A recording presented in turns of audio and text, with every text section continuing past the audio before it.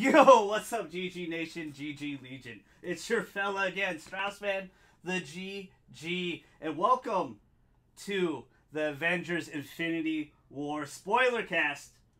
We gave you guys a lot of time. It is Tuesday, May 1st, so hopefully you guys seen the movie. If not, if you don't know how our Spoilercast works here on the channel, first half, non-spoiler. We're going to try to get through that as fast as possible and get right to spoilers, but I'll let you know. But I want to thank you guys. We hit 15,000 views today. Thank you so much. I also, shameless plug, I put my Ant-Man and Wasp official trailer reaction up, so go check that out as well. I'm going to do the new sub shout out because I missed it on Golden Gone Friends episode 21, so my bad on that, guys. Sorry about that. But shout out to Nat, Delmo, Andrew Mallet, Friendly Neighborhood Spider. I like that one. It's a good one. Strauss Boys, which is my cousin's channel. Love you, Cuzzo. And Tony Dowell. Thank you so much. Welcome to the GG Nation, GG Legion. And I got a new face today, as you can see, guys. Welcome, Ricky. Welcome to the podcast. How you doing today, brother? Thank you, thank you. I've been dying to be on the podcast, and long overdue. Long overdue, but I'm glad to be on it, especially for this. Yeah, this is a fun one. I was supposed to have a couple other people on the podcast, but they couldn't wait a little bit. Shout out to Night Phase, Mello, Calvin. You should have been here. Calling you out on video. But let's get right into this. Before we do anything else, I just want to ask your honest opinion. What'd you think of Avengers Infinity War, man? Did it live up to the 10-year hype? I loved it. I simply loved it. Now, I understand there's a lot of people that are into the comics and they want to compare the comics to the movies. We also got to understand this is a movie. They're going to change some things. But I think the hype was there. And then just leaving the movie theaters, I was shocked at a lot of things. I was excited at a lot of things. I was sad. And it was... a lot of people were sad. But it was so good that, like I said, I saw it twice. Yeah. I saw it twice. I saw it on Friday at 11 a.m. No, on Saturday I saw it on IMAX, but on Friday I saw it at 11 a.m. Early bird special. I wanted to get there. I couldn't make it to the Thursday midnight release, but that's a new one for you. Usually you're always there Thursday. Yeah, usually I'm always there Thursday, but you know my boss put me to schedule. Yeah, day, so I understand that, brother. Well, I absolutely loved it as well. I thought it was fantastic. I do not know how this has an 84 on Rotten Tomatoes. I don't know. I think the lowest I could say possibly maybe a 90. The lowest, but 84. But still, I mean, the way Rotten Tomato works. Yeah, with how everyone is. Yeah. But it won't hurt this movie. This movie is gonna easily, I'm gonna say, make 1.5 billion easy. Like it's killing the box office. This movie was fantastic. So we knocked out the first two already. So do you think it deserves that 84 though? Like, do you? Like... No, I said for me it would be like a 92. I just think it's the DC haters that they're on there. Because I read some of the reviews and it's so funny. It's just it seems like just people were like too hurt by it, like instead of like actually having like an actual critic response, they were just hurt because of circumstances. We'll talk about in the spoiler part. It was a big impact in the movie, and I love the simple fact of what Marvel Studios did in the movie, because we, like me, a fan watching all the movies, I expected a certain outcome, and then they just kind of changed. Yeah, I didn't like how it happened. You're absolutely right. I thought it was gonna go a different way, and it didn't do it. And I give them a lot of credit. I give them a lot of credit for doing the way they did it. I mean, it was fantastic. It's just really interesting to the point that you made about like, you know, comics and movies and how the differences there could be. And Marvel, I think, does a really good job of that usually. You can't please everyone, but usually the changes they do are pretty good. Like they make sense for the cinematic universe. And there's some certain characters that are in the comic books that cannot be in the movies because they don't have the license right to it. But I think the simple fact is kind of like similar to the Walking Dead show.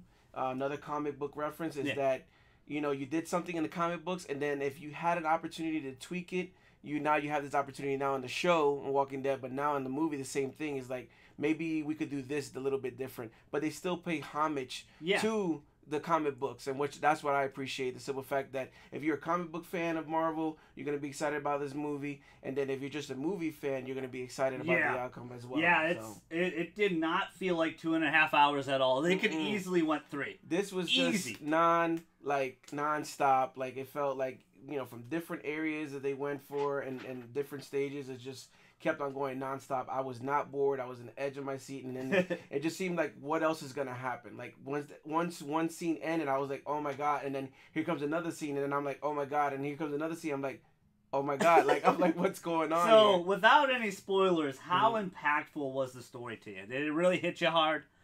I understand. I read some things about some people that felt like they were lost. Like, they felt like it was too much or too many characters in the movie. But I felt if you are a person that invested your time, because it's an investment when you watch all these movies and you sit down, you're investing your time of your life to watch it. If you watch this movie, you're going to be like, wow, this plays a big part, and it hits every single thing all my questions that I had. So it was really, really good. Really good. Yeah, it was really fantastic. It was impactful for me, but not as impactful, I would say, as some other people. And we'll get to it in the spoiler section for sure. But it's going to have a huge impact, not just in the Marvel Universe, but for a lot of people. And I think that's where a lot of the honest criticism comes from. But you can't really judge a movie because of that. Yeah. In my opinion. You guys we'll save that for the little spoilers. Yeah, we'll save it. But just the fact it was just to me, I think it was just a really good movie. Yeah. And I know there's a lot of people as well that didn't watch all the Marvel movies. Yeah, which is interesting. And then they went to go jump into this movie because, again, similar to Black Panther, there was a lot of people in the movie theaters for Black Panther, that never read the comics. They never read the comics or never seen Civil War. So they kind of went into it, even though Black Panther is kind of like a single movie, it doesn't really tie in too much to any of the Infinity Stones or anything like that. It's its own thing. But again, people came in and they kind of criticized it, like, oh, why did this happen? Why did this happen? But again, if you know the comic book history and then you watch all the movies, you'll be like, okay, I know why now. Yeah. Even without that, I felt like Black Panther. We'll jump back really quick, but Black Panther, just to do one point. I felt like in the first 30 seconds, they did a really good job explaining his power, how it works, and how the tribe works. I thought that was really good of them to how they handled Black Panther. This one, how was Thanos portrayed? Did Josh Brolin really do a good job to you? Was this worth the 10 years for him to get his, comeuppance? I think they did Thanos justice. Yeah. Now, I mean, just because honestly, this is his movie. To me, it is. It's his movie. It's his movie. It's everything is all centered around Thanos, which it should be. Yeah. I mean, it's the Infinity Gauntlet. It's the Infinity Stones. It's what all these stones have been put into every single movie, and it's leading up to this. So for them to either cut a little bit of Thanos or not put too much of him in the movie would have been a big disappointment. Like, Marvel said, okay, we've been talking about this guy. We've been putting ending credit scenes. They've been mentioning the stones. Now, this is what you guys have been waiting for. Here you go. The entire all the way movie back to Avengers 1. And they do a lot of references to Avengers 1. So you guys should really watch that movie. Still, I watched it the other day. It still holds up phenomenally. Exactly. I thought they did such a great job with Thanos in this movie. Josh Brolin, he's lucky. He gets to be Thanos and Cable. Deadpool too.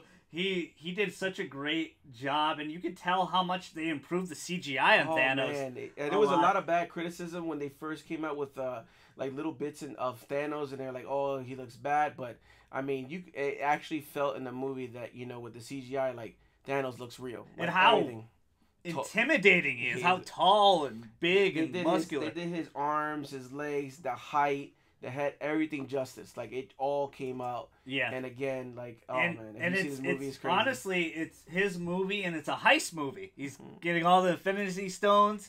It's a really interesting take on a Marvel. Like, it's a really kind of like how Ant-Man was kind of like a crime movie a little bit. Like, like a prison movie type. Where this one's really like a heist movie. He's just him and his troops grabbing all the... And they set the tone right in the beginning, and we'll get to that. We'll get to that in a second.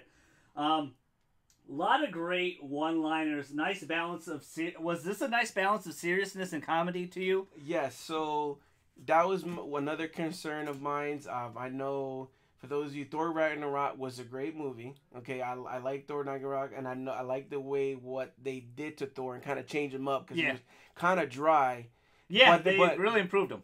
But it was in that movie was too much. Too much one-liners, too much trying to force the funny in the movie, but in this movie, it was, to me, I think it was a great balance. Yeah. Now, I know I've seen some criticism. There was some parts and times in the movie where, you felt like, oh, this is a serious part, and then here dropped a one line, and it was funny, but it's like, seriously, this is something serious that's going on right now. Why are you doing this one-liner? But when there's certain groups, and we'll talk about it in a spoiler, when there's certain groups of members together, they make a big impact with those one-liners, and it was a funny part in the movie. Yeah, it's.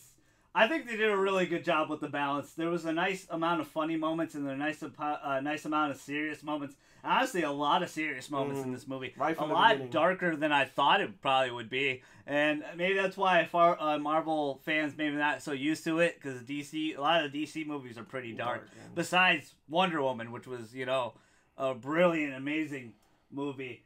So let's get into the new characters right before we get right into the spoilers. So we're doing a pretty good job rolling through the non-spoiler part right here. So the new characters were the Black Order, which is Thanos' big guard. What did you think of them?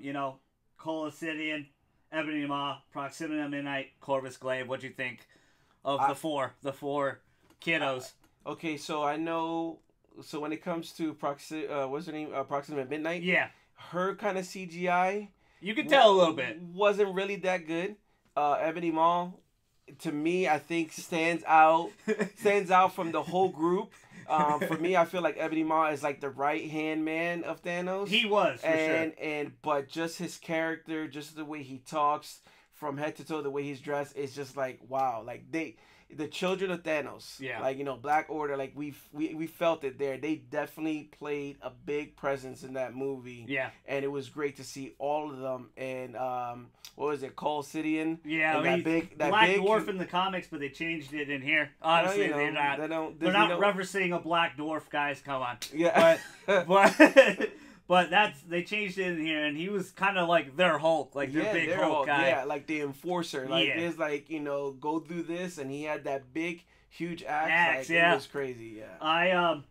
I thought these guys were done really well. They were no joke. I mean, the Avengers struggled immediately with these guys when they were sent out to do their thing. We won't spoil it yet, but when they were sent out, and each time they kind of went in pairs a little bit, but they were intimidating. They were not, easy villains. Well, I mean, like I said, Thanos has like this big, huge presence in the movie, and then here comes his group, and his group is just kind of like him, no nonsense. We're here for a certain thing, a certain objective, and whoever stands in the way. Out of the four, who was your favorite? It would be Ebony Maw. Ebony Maw was it just the way his presence, the way he talks, and his fighting abilities are amazing. Yeah, this way he can manipulate stuff. Like it's really unique. Out of my favorite, I wanted to say Proxima Midnight, because it was fun to watch her battle with her blade and axe, or it was more like a blade, like a staff blade or something. Like it was really cool to see her fight, especially when she fought some particular females later on. That was a good scene. That was a very good scene. Again, we'll talk about it more in this. Yeah. So, anything else non-spoilers you want to talk about? Let me look at your list really quick. Anything non-spoiler before you? I know you're itching just to jump into the. No, just to talk about the movie itself. Like I said, guys, it's a real good movie. You're not gonna waste your money. I know a lot of people kind of want to just wait until either Redbox, people want to use their Fire Stick, or people just want to wait. Go see it. Go see it in IMAX. I'm telling you, it's worth the money. Like there's not gonna be no dull scene in the movie at all. And but before, if you haven't seen, I would say, if you haven't seen any of the Guardians of the Galaxy movies, if you haven't seen Civil War, They're all on Netflix right now. Yeah, I would definitely see those because there's gonna be some reference to the movie, and you don't want to be lost. But I think overall you could get the picture of the movie, but it's just those little things that they're talking about, referencing about the old movies that you might want to go watch before you see Avengers: Infinity War. I saw it IMAX 3D with my dad, and it was epic. It was such an amazing. The 3D was done really well in this one too, where some moments we'll get into for sure. But I just looked at your list. It was all spoilers, so we're gonna dive right into it. So you've been warned. All right, so we did. There's your time. There's your time. This is, if you guys haven't seen the movie, which I know some of you do, this is the end of our non-spoilers. Go see it. It's a must-watch if you're a comic book fan. You gotta go see it. What are you doing? Why are you watching this? Go check it out. You got to. And so here we go. Right into the spoilers, Ricky. What were some of your favorite moments in this movie? Like, I'm gonna let you run a little bit. I'm just going to start from the beginning of the movie, okay? So when they go ahead in the beginning of the movie and they flash through all the scenes and they show the Marvel Studios logo, there was no music, there was no sound. Well, there was sound. But it was all dark. But it was all dark, and it just lets you know, set the tone in the beginning of the movie that something serious is about to happen. This is not opening to a scene where a park. We're not opening a scene at a funny moment. This is like, here we go. And then they start exactly where the end of Thor Ragnarok. Yeah. They have the Black Order there. They destroyed and killed all these Asgardians. They're laying down.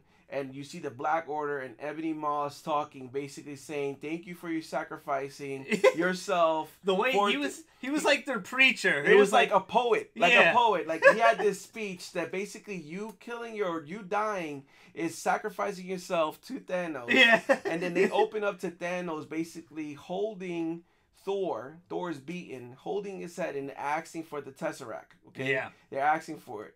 And of course, they don't think they have the Tesseract, but if you remember from Thor Ragnarok, Loki, when he went down the hall, Loki. He saw the Tesseract, came back, paused. We all knew that he took the Tesseract.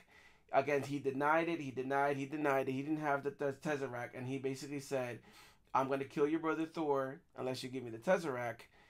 He says, well, okay, I do have the Tesseract, but we also got one more thing.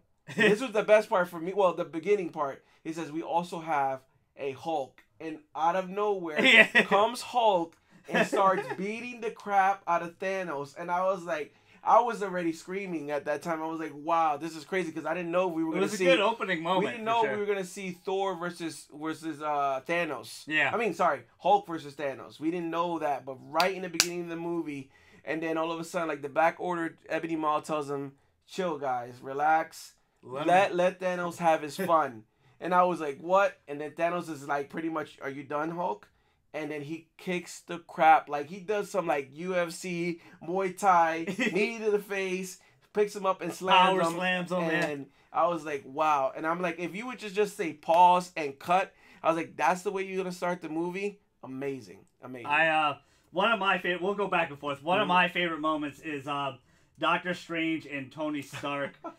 Their moments together were incredible. Yes. I loved the scene where he's like, do you seriously have your hand on the cauldron of life? And just smacks his hand. And I like that tension between them, because, Robert doesn't know, Doctor Strange or, I'm saying Robert, I'm sorry.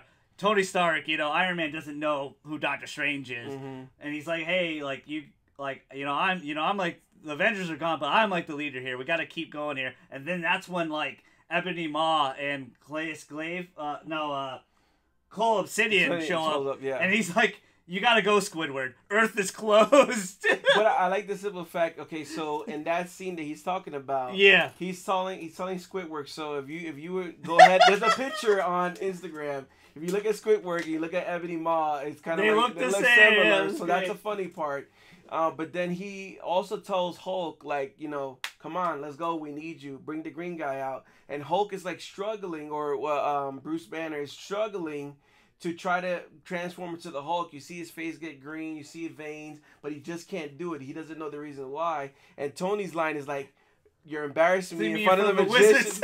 Yeah. It was really cool to see Doctor Strange again. Like, I really missed seeing his magic and his arts. It was cool to see him do his thing. That was such a funny opening fight scene. You see Spider-Man kind of right away.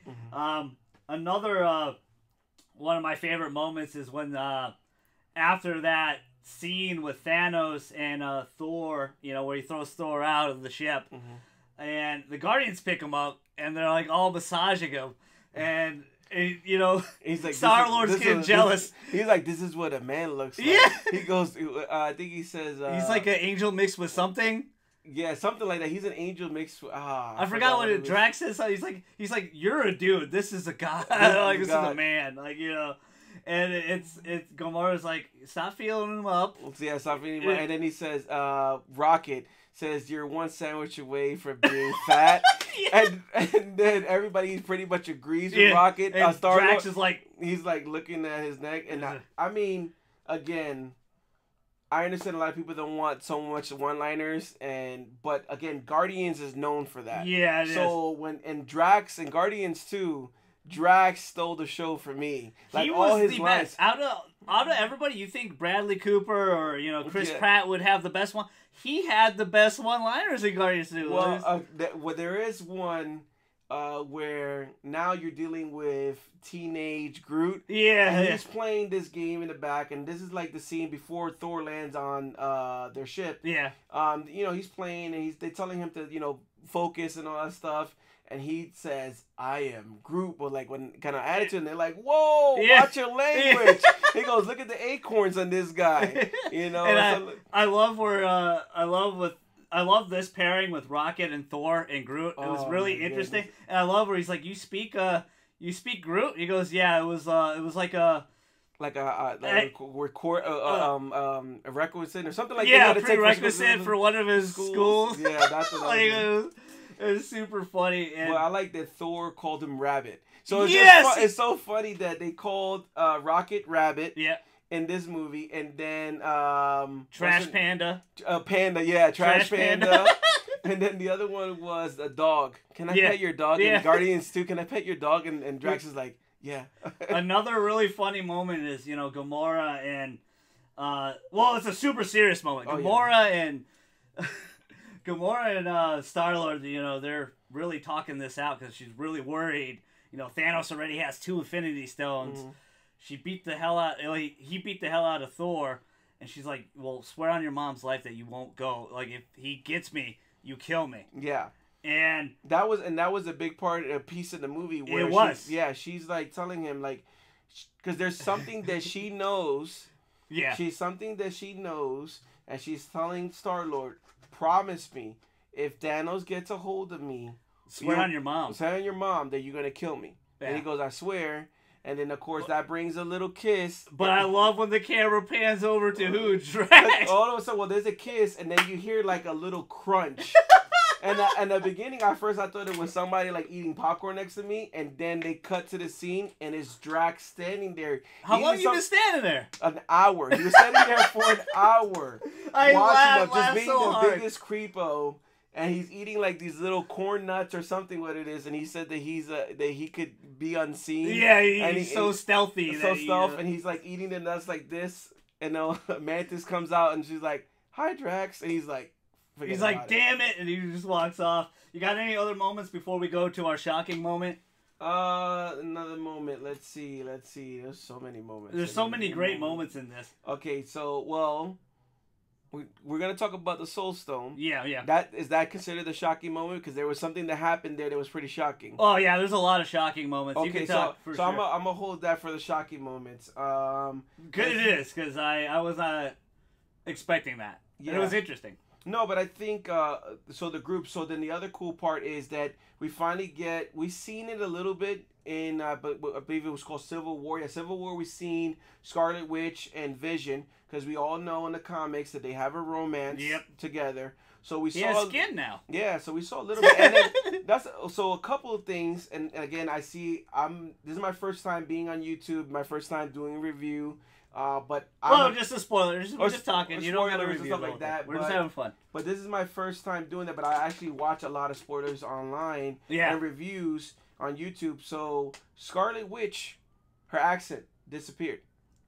You know what? I did not notice that. Did it So really happen? her accent disappeared because it was like, you know, when you had Age of Ultron, she had kind of like The Scandinavian. Was I don't know, like European kind of accent.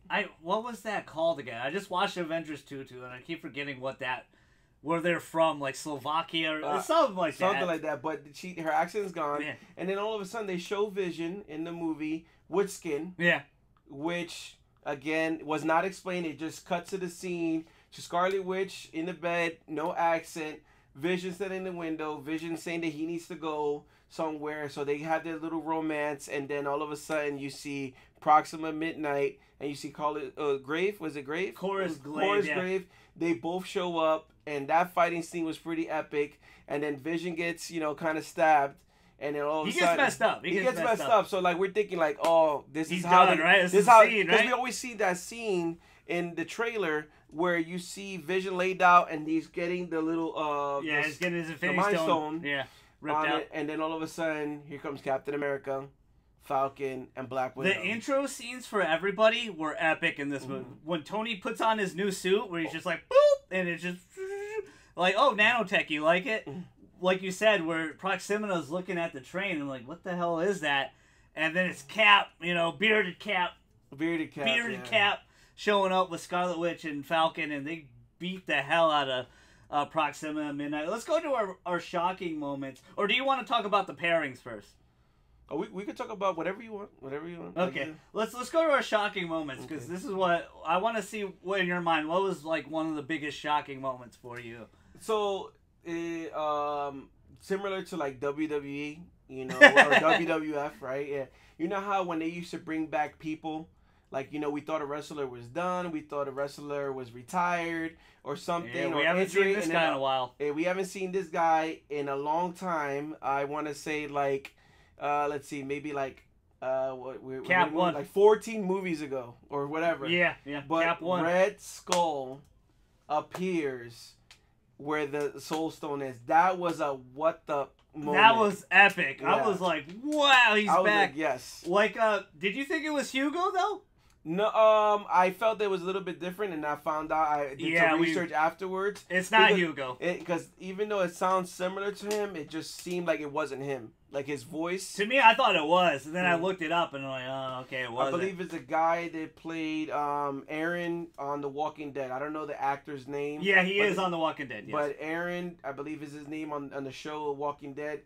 He does a lot of voice work, so I guess they used him for the movie. But he did really good. He did really good. Probably my most shocking moment is gonna probably be strange for some people, but for me, it's pretty much a minute of Hulk. That's it.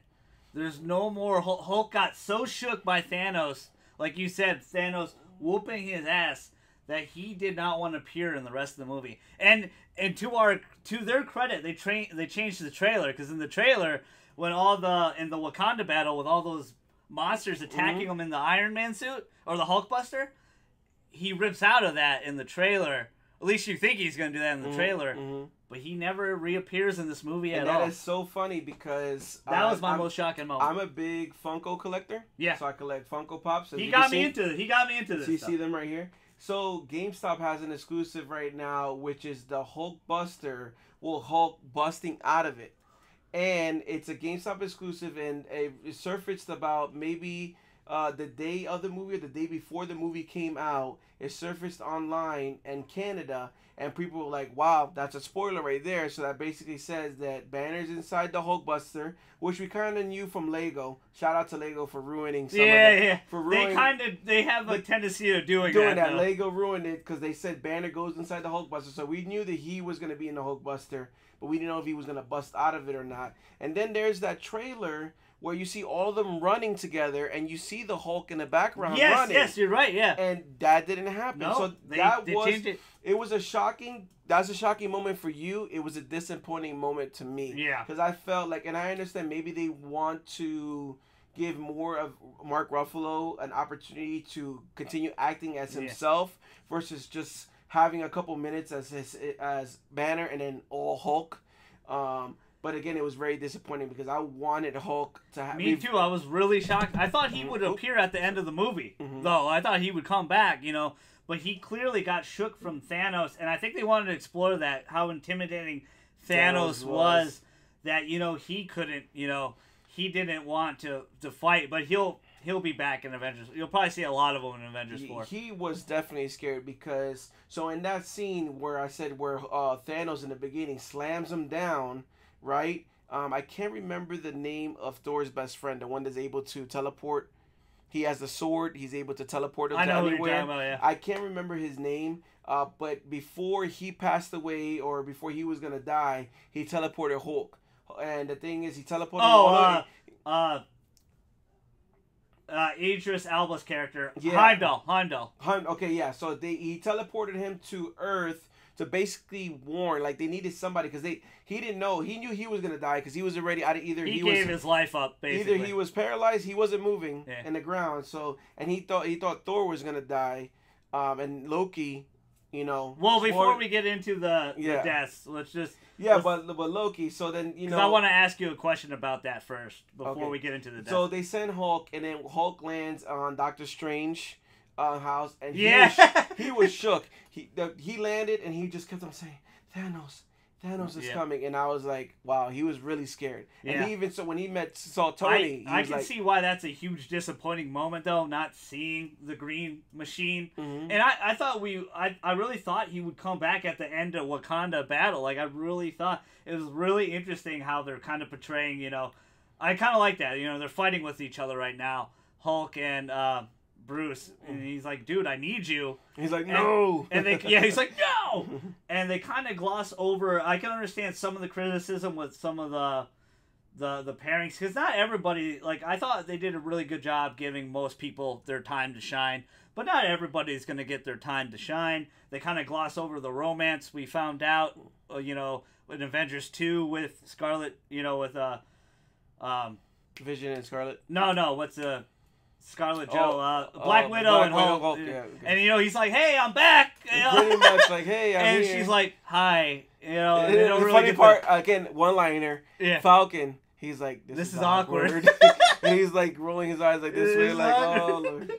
They kind of, but I understand that. They kind of had another. This is Thanos' movie, not Love Time, and they're kind of showing signs that some of these guys want to go into retirement. Tony talks to Pepper. He's like, "Hey, I want a baby." Yeah, he had a dream, and then he's like, "You ever had that dream where you had to pee, and then you wake up, and then you actually have to pee?" Well, he had a dream that they had a baby, so he was asking her, "Are you pregnant?"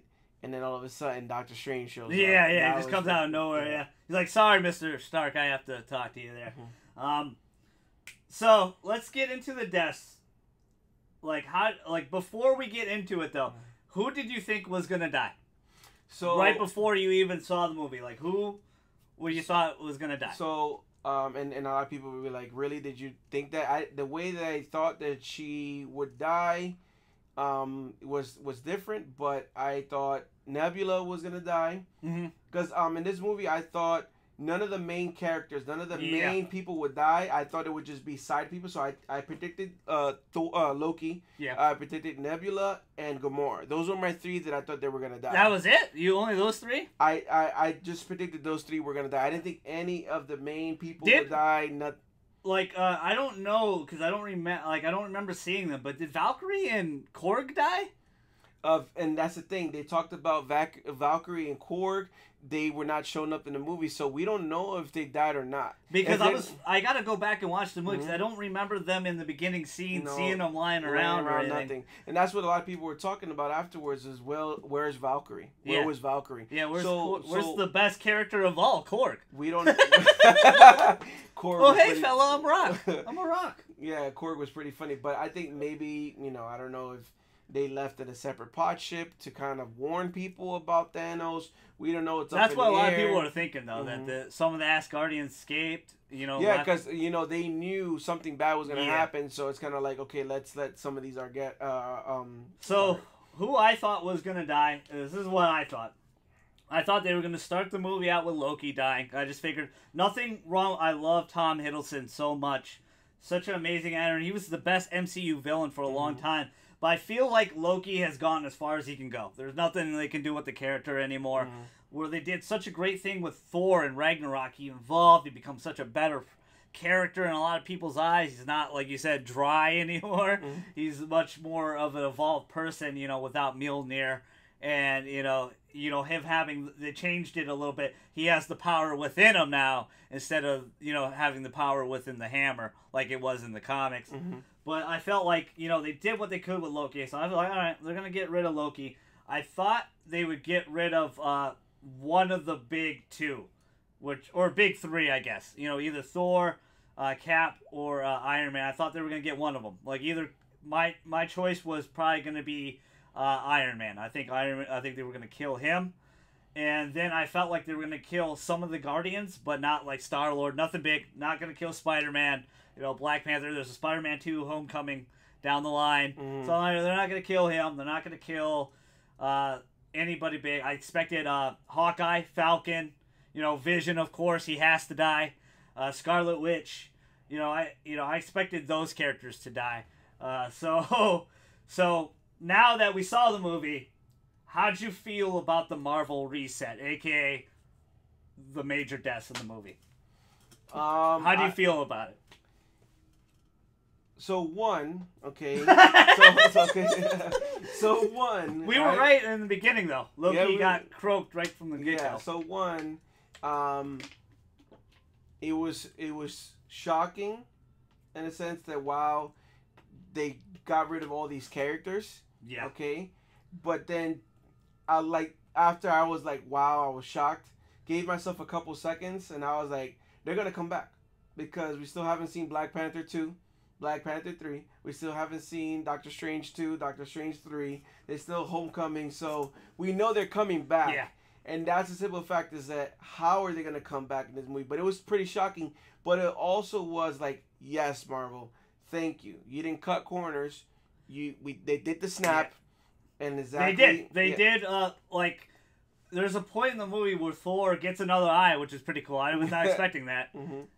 You know, I was not expecting that, but he makes a new weapon for himself. The weapon in the comic, Unworthy Thor, because Ragnarok had some Unworthy Thor in it where he lost Mjolnir a little bit, got trapped in the other planet, and he gets the axe. So he gets the axe, he gets Stormbreaker made for him, and he's like, he stabs Thanos, which I was like, oh shit, did he kill him? Yeah, that's what I was like, did he kill him? Yeah. And then that's when he does the snap. He's like, Thanos basically tells him, you should have aimed for the head, and then all of a sudden Thanos just snaps. All right, and that was like crazy. You see all these people fade away that you didn't think. Yeah, like happen. You said, they killed Spider-Man, Black Panther. They killed all the Guardians besides Rocket and Nebula, the one you thought was gonna die. They killed Bucky right away. Falcon, I figured. You know, Vision already. Vision. Poor guy, he died twice. You know, died by his lover, and then he dies by Thanos. Like, nope, buddy, I'm going to reverse time there.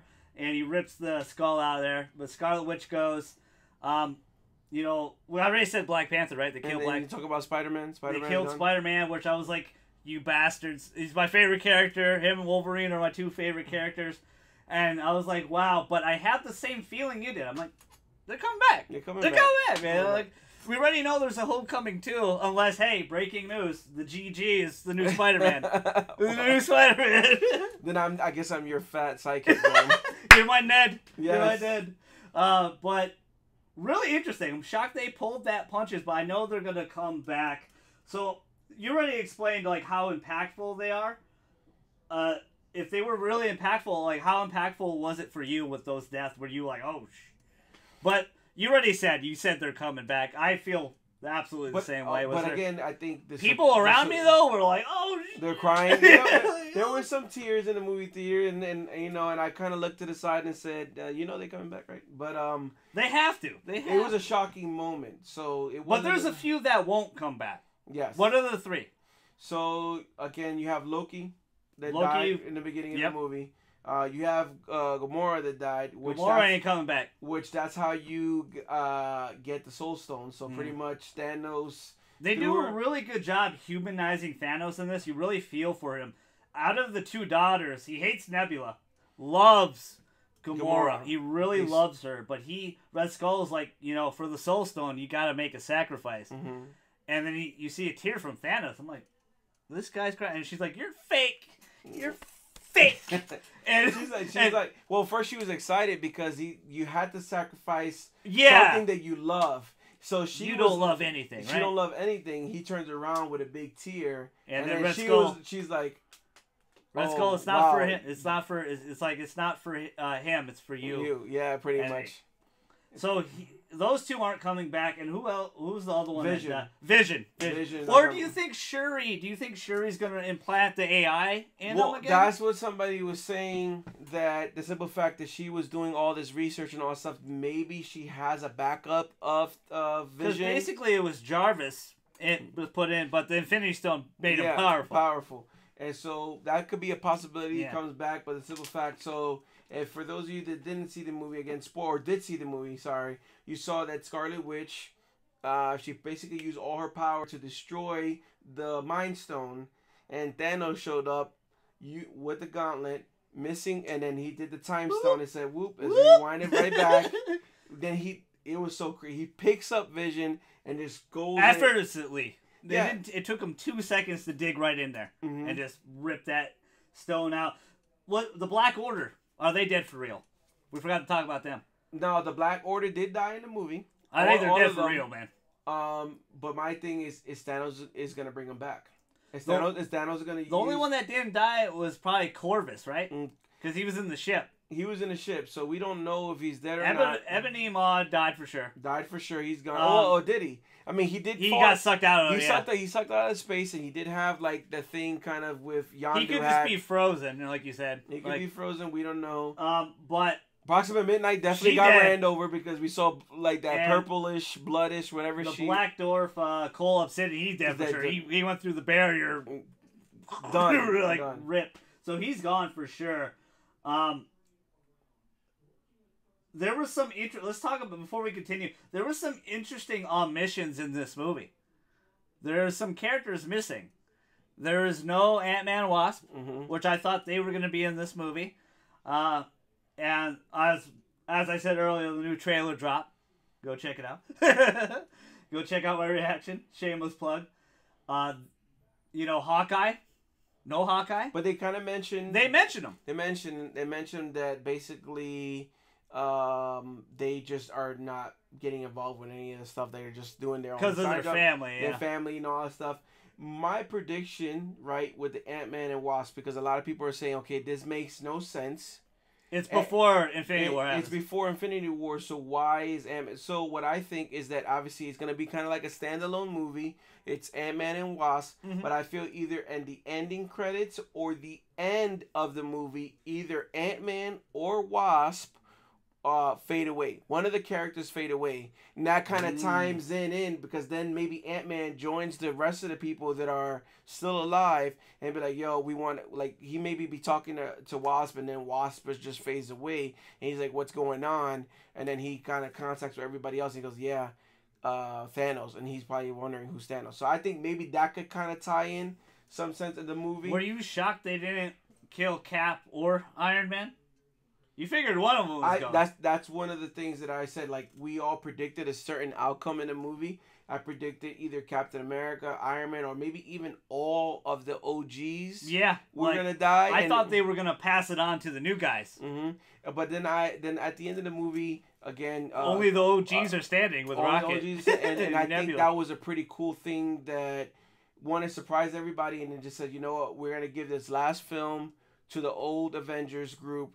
And kind of like send them on the last hurrah. They're going to be the last heroes to bring everybody back. And then maybe either they die in the next movie or they either just hang it up. Yeah. We'll talk about how we think it's going to happen in a second.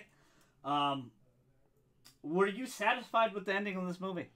Was that a good enough ending to you? Thanos, using the Infinity Gauntlet, wiping...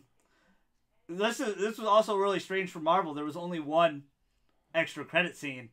And they made you sit through that whole credit, so a lot of people felt it. But I was like you, I was like, damn, they did it.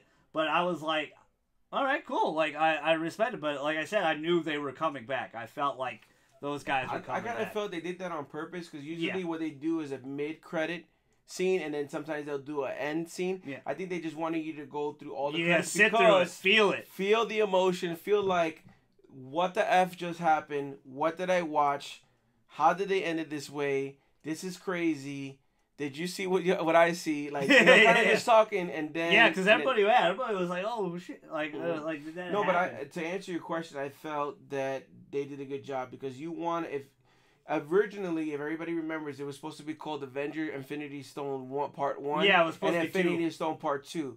So then they're saying that obviously they haven't released the title of the next Avengers movie. Did you see the leak of it? No, I didn't see the leak of it. It's supposedly, I don't know if this is gonna stay, but it's called Endgame. The Endgame, which would, like you said, it would salute the cast, the old cast, and the new cast take over. Yeah. But I like the way they left it in the cliffhanger. Like they just left it like, okay, what is next? And now they gave us a year to think about all these outcomes. Maybe somebody gets right. Maybe my idea. Maybe because there's only 2 movies next year. After Ant-Man and the Wasp this year, there's only 2. You know, we're not counting Fox. We're not counting Deadpool 2 and stuff like, you know, Sony, Venom. Different licenses there.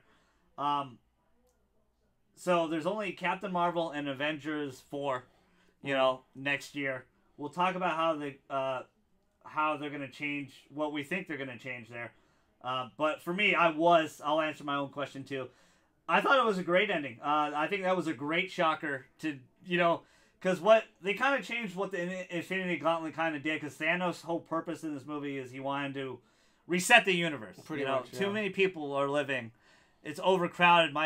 You know, he does a really good job, like, you know, with the Reality Stone showing his old planet, how beautiful it used to be before it got stripped out of resources, stuff like that. And, you know, he wanted to make a newer world. In the comic, I believe when he does it, he just kills everybody. It just kills like half the universe. Here, it kills half the population on each person on each planet in the universe.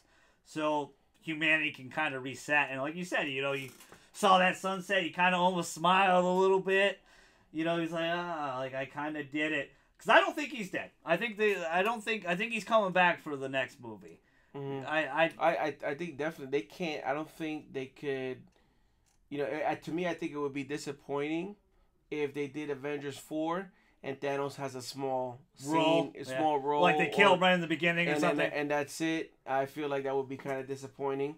But I felt they did a great job. Like, again, I'm not 100% like, you know, I won't say I know everything about comics, but from my understanding is Thanos, when he in the comic books, he did it to impress Mr.'s death.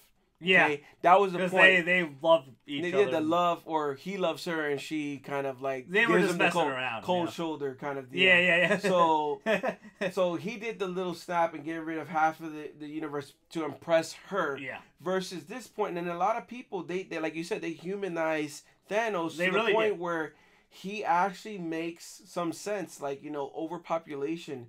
It happened to his planet. He doesn't want to see what happened in his planet tightened to everybody else. So he wants to wipe half so the resources are there. So it kind of makes sense.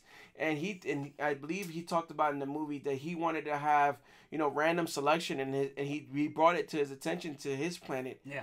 And they thought he was crazy. Yeah. Which I guess hence the name the Mad Titan. Yes. Because he's crazy, because he's like, what do you mean we're gonna select certain people from our planet and kill them?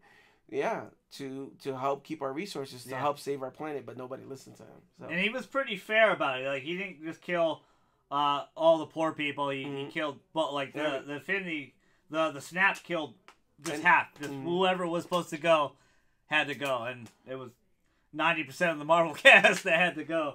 Let's talk about where they go from here. So, what was the end credit scene? What did it set up? So the end scene, right, which was pretty cool. Yeah, it was. So the end scene, you see, oh my God, I can't believe I forgot his name in the movie. Nick Fury. Nick Fury, all right. And Maria Hill. Maria Hill. So both of them are there. They're driving. I don't know where they're going, but she has mentioned something that There's a big like signal or impact in Wakanda, similar to what happened to what and Avengers in New York, and he says it's similar to New York, and she goes no, but bigger. Yeah. So then all of a sudden the car in front of him, they're driving, the car in front of them like crashes in. They put their brakes on. They go to see who was driving that car, and it must have been one of those people that faded away because there was nobody there. Yep. And then all of a sudden she fades away. Well, the helicopter too. Oh, the helicopter. Yeah, the helicopter scene. Helicopter crashes into a building. So whoever was, driving or taking care of the helicopter, they're gone. And then she fades away. And then he's like, "Oh shoot, Code Red." Code Red. And then he goes to the back. He grabs something, and when we didn't know to what he grabbed, it was some type of little thing like about signal this big, device or something. Signal device. He was about to say mother, Samuel and Jackson. He disappears. And he disappears. But what's the Code Red? So the Code Red, he sends a message, and then when we see the message, it says sending, and it looks like a pager. So it's a pager. Homage to the 1990s. I had a pager. Anybody out there had a pager? All right. So, shout out in the comment section. So we had a pager, and it says sending, and then all of a sudden you see Captain Marvel's logo on there, and that was like, okay, cool. Now that ties into that movie, which I heard it's Captain Marvel movie is gonna be based on the 90s, so that's gonna definitely tie into next movie. So where do you want them to go from here? What are you expecting Captain Marvel? Because this is why I'll tell you what I think, and then I'll let you think about it. I think how they're gonna right the wrong in some people's eyes. I thought it was really brave what they did. Killing all the new people, killing Black Panther, killing Spider-Man, killing all the Guardians. Oh, you're a heavy star, Chris Pratt. Sorry, guy, you're too chunky now. You're dead. You're dead. But I give them a lot of credit for doing that. But we know there's a Guardians 3 and there's a Spider-Man 2, so we know they're coming back. This is how I think they're coming back. And even killing Doctor Strange, which I was like, damn. And Doctor Strange, we forgot to talk about this. Doctor Strange goes back into different realities. He checks 14 million plus different realities and outcomes, and only one was successful. And he's like, sorry, Tony, this was the only way. And he fades away. So they kill Doctor Strange too, which is pretty big. But this is how I think they're going to do it. Something's up. Doctor Strange knew something. So I think Captain Marvel, like you said, her movie's in the 1990s or maybe early or late 80s or something. It's earlier movie. And we're going to see a younger Nick Fury and stuff, but I think she's going to go forward in time and try to change the outcome of that Wakandan battle with Thanos and probably defeat Thanos, because she's like their Superman. She can fly. She has all these amazing powers. In my dad's eyes, he's like, oh, that's gonna be like their Wonder Woman. And I'm like, yeah, I guess, yeah. I still consider her more like Superman because she can do a lot more things than Wonder Woman can. But that's what I think. I think she's gonna go into the future, fix everything. But what does that ramification do?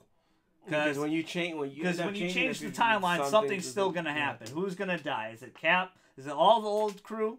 Because they did the switcheroo. We thought, like you said, I thought like the old crew was gonna die. They're gonna pass it on to the new Avengers, but not yet. It looks like Avengers 4 will be how the new Avengers get their title. So gonna be really interesting, and that's a really good point with Ant-Man and the Wasp. Maybe the Wasp does die, Or fades away, or maybe Ant-Man fades away and the Wasp joins the group and be like, hey, what's going on? So, there was something thrown out there. So we talked about the Reality Stone. Yeah. Right? So the Reality... Well, I'm sorry, I don't mean to cut you off. But the Infinity Stones, in your mind, they're not dead, right? They're fine. The Gauntlet's destroyed. Yeah, no, the Infinity Stones are... But the Infinity Stones are fine. They're fine. I think the Reality Stone, did those people fade away, or did they get put into another reality? Yeah, did they get put in... That's a really good point. Did they get thrown into another world? Another world. But I definitely like, I just listening to your point, I think that kind of makes sense. Maybe that Code Red that's sending that pager sends something to her in the past, yeah, which then changes the events. But that, like you said, maybe in that movie they said, well, if we change these events, they have to make some sacrifices, and those sacrifices could be the 4. Yeah, maybe Black Widow's gone, Hulk, or Thor, Hulk, and Captain America, or Iron Man, or again, like I said, I think money talks. Those guys say they don't want to do any more of the movies and stuff like that, but maybe they'll write something where they kind of just not necessarily fade away, but they kind of like hang their suits up and say, "All right, guys, the new bees, we brought you back. We fixed everything." Yeah, I could. I definitely see that with Iron Man. He totally can be like their quote unquote like Jarvis. They're like their guy that just hangs out in the lab and is like, hey, like their Power Rangers reference, their Zordon or whatever. Yeah. Like, he just hangs out and gives them advice, like you said, hangs up the suit because he's a dad now and doing the wifey thing, but he gives them advice. He's like the sage. I can definitely see that with Tony. I don't know if they want to do the comic book thing and pass the torch to Bucky, but I don't know. Like it would be tough. I think Bucky can do it. I think. I think he's a really good actor. I think he could be the new Cap. That happens in the comics. I think some people want to see that. But like you said, Chris, all those guys say they don't want to come back, but maybe they just come back for cameo roles and just pop out in and out movies. And I think that would be cool because, we could say, okay, this group, thank you. Let the younger heel, and then all of a sudden, like maybe in one scene, they show up and you're like, oh, shoot, that's awesome, Yeah, so... Is there any other way you want them to handle it, or do you feel like that's like the only way? That was just what I immediately. That's just my instant gut reaction. What I thought with Captain Marvel, because her movies in the past, I think she's gone to the future. There has to be something where Captain Marvel links to Tony. I felt because she's not anywhere here. Yeah, in that scene where Doctor Strange saw, like you said, the 14 million options, and he's going crazy doing all his head things, and then he said Tony is the only option, and he stopped Thanos because Thanos was going to kill Tony Stark. Yeah, and Doctor Strange stopped him. That's a valid point. He gave him the stone. He gave him the stone, so that must mean that Iron Man, aka Tony Stark, plays a big factor in the next movie because that's the best option to bring everybody back. Well, I don't know how. Reunited and it feels so good. Like Iron Man and Cap, they're gonna come back together with the newer Avengers, and they're gonna be some weird new additions. There's gonna be like Rocket and Nebula in the Avengers 4. But do you think that's where they kill Thanos? Like, how is the outcome? It's going to be really interesting because I don't know what to think about Avengers 4 yet because this kind of shook me. Yeah, it shook the timeline. No, but I think that's the point is that you're right. There's going to be a lot of ideas. There's going to be a lot of people, comic book experts. They're going to be movie experts. They're going to be putting their opinion. Yeah. And they're going to say, I think this is going to happen. I think this is going to happen. But at the end of the day, nobody knows. And they could come out, come out of left field, out of nowhere, with some different idea and like, wow, I never thought about that, and that's the wow factor they want to have. Yeah, that is, and that was absolutely brilliant how they handled this, and how they shook up the universe. Is going to be really cool, and the fact, like you said, they're making us wait a whole year. We have to wait till next summer to even think of the conclusion to this, and I like that, making everyone long for the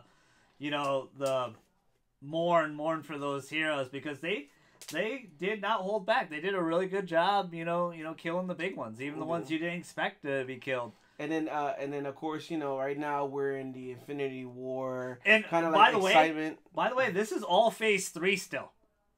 This is not even Phase 4 yet. Phase 4 starts with Captain Marvel. Phase 4, no. Captain Marvel and Avengers 4 are in Phase 3 still. Phase 4, the only two films we know of Phase 4 is Spider-Man: Homecoming 2 and Guardians Volume 3. Oh, okay. So wow, not saying those two are going to start it because they got some plans. They did mention that they won't be at San Diego Comic-Con this year, which is really interesting. So they're really holding some secrets back. And it's Disney, by the way, that owns the studio. So they do have D23 and a later date that they can share some stuff. Obviously, they got the video game Spider-Man coming out, and the Spider-Man video game, they mentioned the Avengers Tower's in it, and the Wakandan Embassy's in it, and they mentioned that this is not Spider-Man's New York, but this is Marvel's New York. So it looks like the gaming universe is going to get its own MCU, starting with Spider-Man, which is really interesting. So they want to probably have some time for that at San Diego Comic-Con instead, because they're going to reveal the second part of the statue for the game. But I think they did that on purpose. I think that's a good idea not to bring anybody in San Diego because then that's gonna be even more. Making you think about it. Because then if you say, okay, we're gonna bring out this person, we're gonna bring out this person, like, oh, so this person lived. Yeah. Oh, so this person lived, or this person's coming back. Because we don't know. Yeah. We don't know. What if one of those little small actors that, let's say, for example, Falcon. Yeah. Okay, what if Falcon doesn't come back? Yeah. Maybe not everybody comes back. Yeah, very true. Maybe Spider-Man definitely comes back. Maybe Black Panther definitely comes back. Doctor Strange. Those two are definitely coming back. And Doctor Strange. I think those, and then the Guardians. Yeah. Maybe... Except for Gamora. She gone.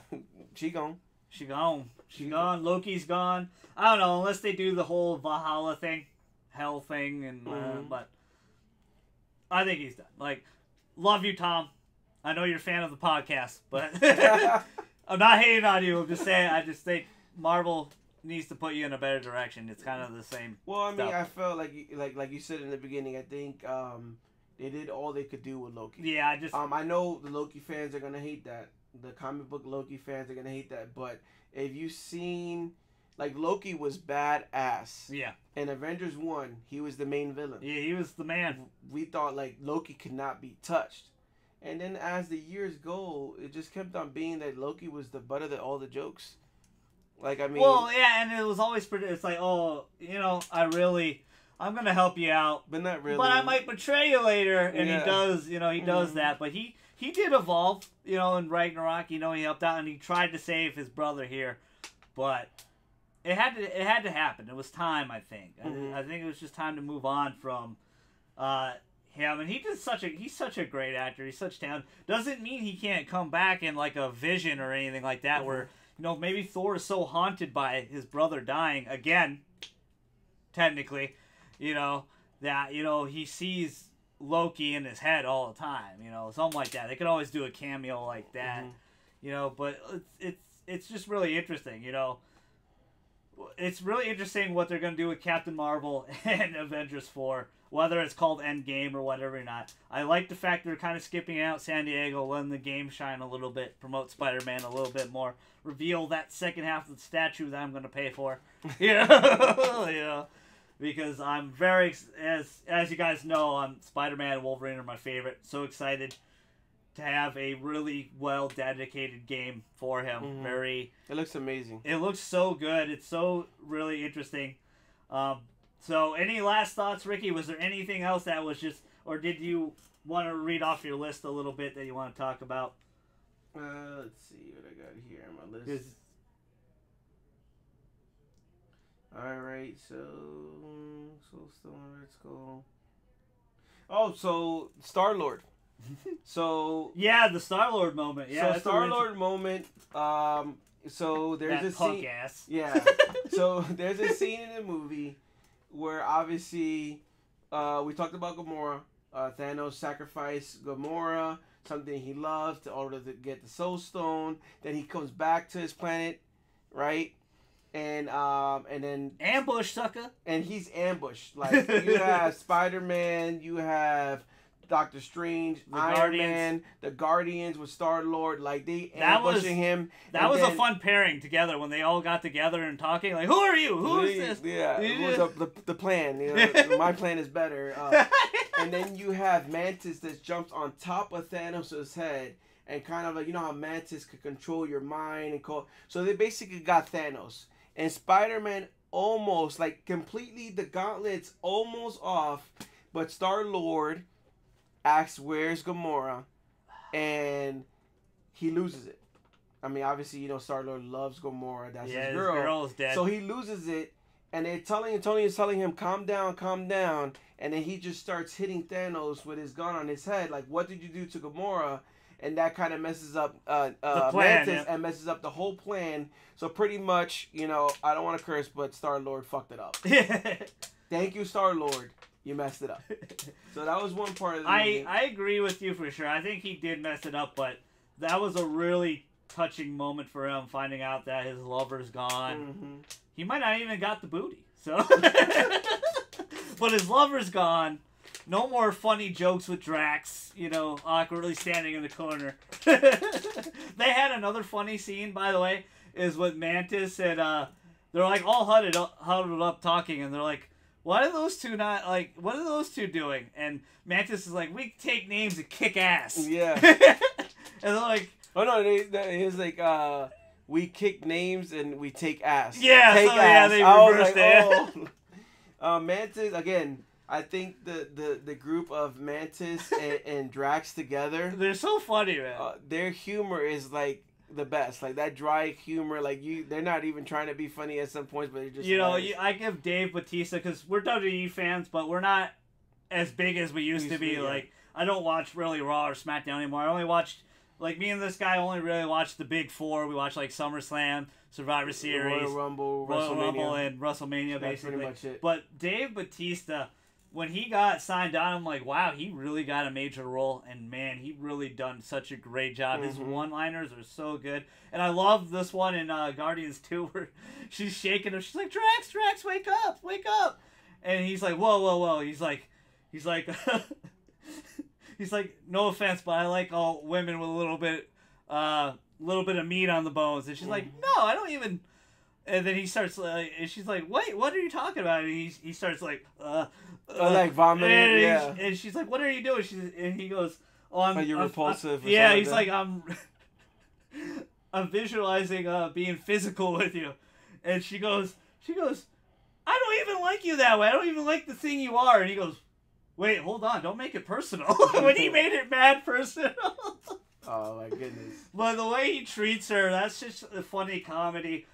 The movie was handled so well. I'm so excited for Captain Marvel, Avengers 4. Stay tuned for a God of War spoiler cast this week. Stay tuned. There's going to be plenty of spoiler casts as well for Deadpool 2, Star Wars, a Han Solo movie. I'll probably bring you back on for that.